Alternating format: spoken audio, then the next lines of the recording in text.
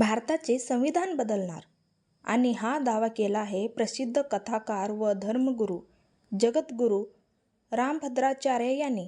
Social मीडियावर या वक्तव्याची जोरदार चर्चा सुरू आहे.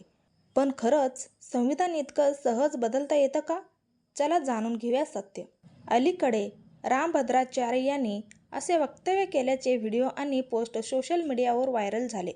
त्यामुळे अनेकांच्या मनात प्रश्न निर्माण झाला की संविधान खरंच बदलता येईल का? सर्वात महत्त्वाची गोष्ट म्हणजे भारताचे संविधान आधीही अनेक वेळा दुरुस्त अमेंड करण्यात आले आहे. आतापर्यंत 100हून अधिक घटनादुरुस्त्या झालेल्या आहेत. संविधानात बदल किंवा दुरुस्ती करण्याची तरतूद स्वतः संविधानातच आहे. पण याचा अर्थ असा नाही की कोणत्याही सरकार किंवा व्यक्ती मनाप्रमाणे संविधान बदलू शकते. 1973 मधील केशवानंदा भारती केस निकालानुसार संविधानाची मूलभूत रचना, लोकशाही, धर्मनिरपेक्षता, न्यायपालिका, मूलभूत अधिकार इत्यादी नष्ट किंवा बदलता येत नाही. संसदेला दुरुस्तीचा अधिकार आहे, पण मूलभूत रचना बदलण्याचा अधिकार नाही.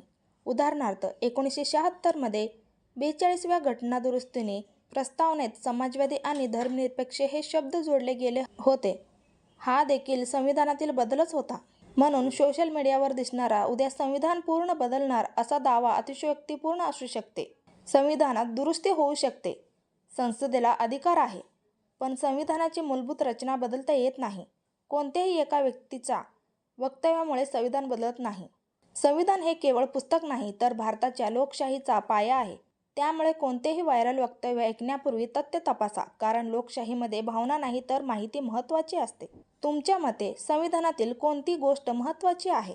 कमेंटमध्ये नक्की सांगा. व्हिडिओ आवडल्यास लाईक आणि शेअर नक्की करा. अशाच नवनवीन व्हिडिओसाठी चॅनलला सबस्क्राईब करा. चला तर मग भेटूयात पुढच्या व्हिडिओमध्ये. Bye, take care.